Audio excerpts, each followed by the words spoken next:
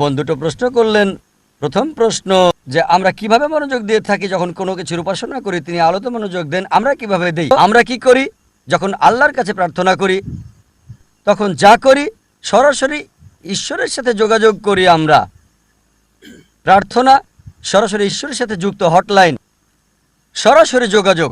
এক্ষেত্রে আমরা যা করি অর্থে মনোযোগ দিয়ে থাকি।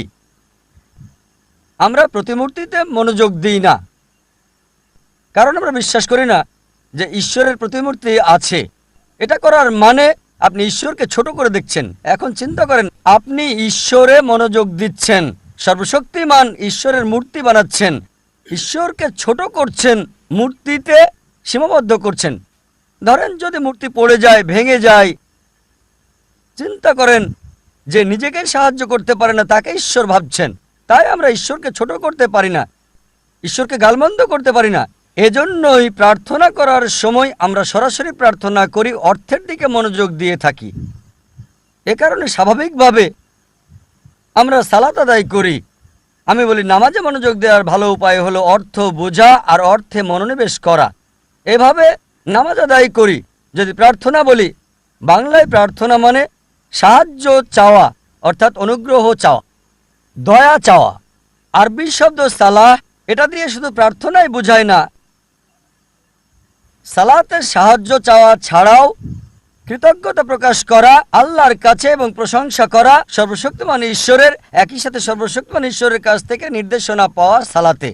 যেমন ধরেন সালাত আদায়ের সময় সালাতের ইমাম সূরা ফাতিহা পড়ার পর পড়তে পারেন সূরা মাইদা অধ্যায় 5 আয়াত 90 বলছে, ইয়া আইয়ুহাল্লাযিনা আমানু, হে ঈমানদারেরা, ইন্নামাল খামরু ওয়াল মাইসিরু, নিশ্চয়ই মদ এবং জুয়া, ওয়াল আনযাবু ওয়াল আসলামু, মূর্তি পূজার বেদী, ভাগ্য নির্ধারণী তীর, রিজসুম মিন আমালি শাইতান, এইসব শয়তানের কাজ, ফাশতানিবু লাকুম তুফলিহুন।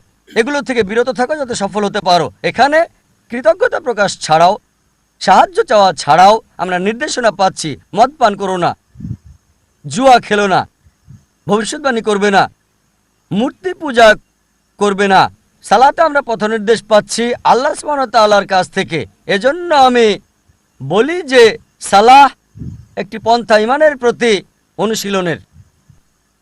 এজন্য আমাদের নবীজি মুহাম্মদ সাল্লাল্লাহু আলাইহি সাল্লাম এবং আল্লাহ সুবহানাহু ওয়া তাআলা বলেছেন কমপক্ষে দৈনিক 5 বার নামাজ আদায় করতে।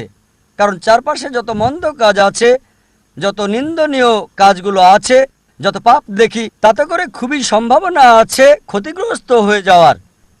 এজন্য আমরা নামাজ পড়তে থাকি। আমরা ঈমানের প্রতি অনুশীলন করে কমপক্ষে দৈনিক 5 বার আমরা ঈমানের প্রতি অনুশীলন করছি। তাই সালাহ প্রার্থনার চেয়ে অতি উত্তম। প্রার্থনা মানে সাহায্য চাওয়া ছাড়াও আমরা কৃতজ্ঞতা জানাই, ঈশ্বরের কাছ থেকে পথনির্দেশ পাচ্ছি যাতে করে সফল কাম হতে পারি।